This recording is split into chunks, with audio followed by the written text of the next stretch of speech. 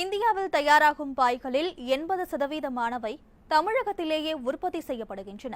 பல்வேறு பகுதிகளில் பாய்கள் தயார் செய்யப்பட்டாலும் தாமிரபரணி ஆற்றங்கரையில் விளைந்த கோரை பொருட்களை கொண்டு உற்பத்தி செய்யப்படும் பத்தமடை பாய்க்கு வாடிக்கையாளர்களிடம் தனி வரவேற்பு உள்ளது. நெல்லை மாவட்டத்தின் சிறிய கிராமமான பத்தமடையில் தயாரிக்கப்படும் பாய்கள் சர்வதேச அளவில் பிரபலமானவை.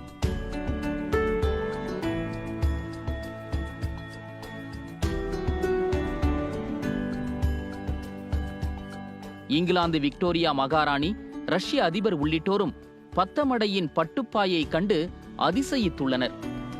மற்ற இடங்களில் தயாராகும் பாய்களை விட மெல்லியதாகவும் மென்மையாகவும் குளிர்ச்சியாகவும் உடலுக்கு ஏற்றதாகவும் உள்ளதே பத்தமடை பாயின் சிறப்பாகும். பாய்கள் ஆற்றின் கரையோரங்களில் காணப்படும் கோரை என்கிற ஒரு வகை புல்லிலிருந்து தயார் செய்யப்படுகின்றன. இந்த கோரையை பல ரகங்களாக நாங்கள் தண்ணியில் அழுக வச்சு கிழிச்சு செய்கிறோம். இதுக்கு தான் இந்த பிரத்யேகமாக பத்தமடை பாய் துணி மாதிரி உள்ள அளவுக்கு கோட் பாக்கெட்டில் மடித்து வைக்கக்கூடிய அளவுக்குள்ள கவுண்டுகள்லாம் எங்கள்கிட்ட இருக்குது. இந்த பாய்களில் நான் முதல்ல சொன்னது எல்லா மாகாணங்கள் நம்ம தமிழ்நாட்டிலே சில டிஸ்ட்ரிக்டில் சொன்னேன். அதெல்லாம் செய்கிறது மிஷினில் செய்கிறாங்க. ரஃப் மேட் முழு கோரையை 2ஆக கீறி செய்கிறாங்க.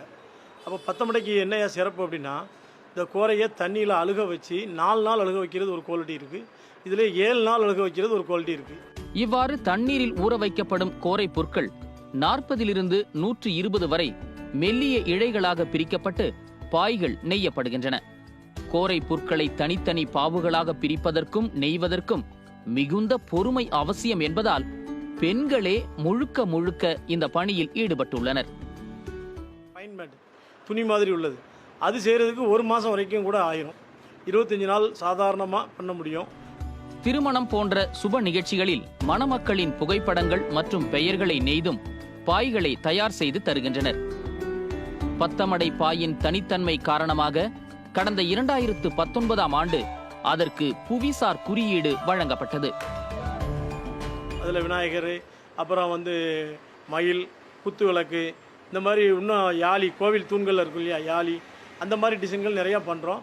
அதுபோல் நிறைய கிராஃப்டில் பண்ணி தந்துட்டாங்கன்னா அந்த தலைவர்கள் படத்தை கூட எங்களால் பாயில் பண்ண முடியும். தூங்குவதற்கு பாய்களை பயன்படுத்தி வந்த மக்கள் தற்போது மெத்தைகளுக்கு மாறியுள்ளதால் பத்தமடை பாயின் விற்பனை குறைந்துள்ளது என்பது உண்மை. எனினும் அதன் சிறப்பு அறிந்தவர்கள் இன்றும் தேடி வந்து வாங்கிச் செல்கின்றனர்.